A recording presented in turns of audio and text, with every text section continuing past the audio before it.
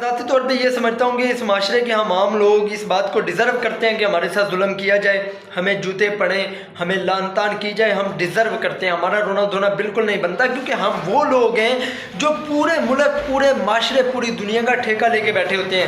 آپ کو اس معاشرے کے اندر کوئی بھی بڑے سے بڑا بزنس مین اپنے بزنس کے علاوہ کسی اور چیز کی ڈسکشن میں انوالو ہوتا نظر نہیں آئے گا۔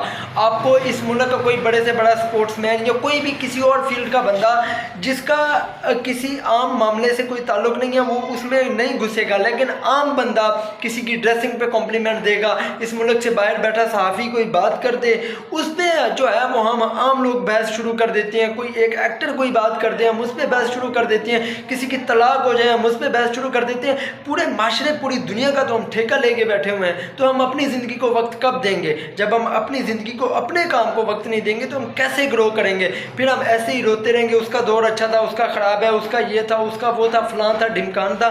لیکن ہم کیا کر رہے ہیں؟ ہم اس طرف کبھی نہیں آئیں گے، اور ہماری کبھی بھی پھر سیلف امپروومنٹ یا گروتھ نہیں ہوگی۔ ہمیں جیسے جوتے پڑ رہے ہیں ایسے ہی پڑھتے رہیں گے، اور ہم جیسے رو رہے ہیں ایسے ہی روتے رہیں گے۔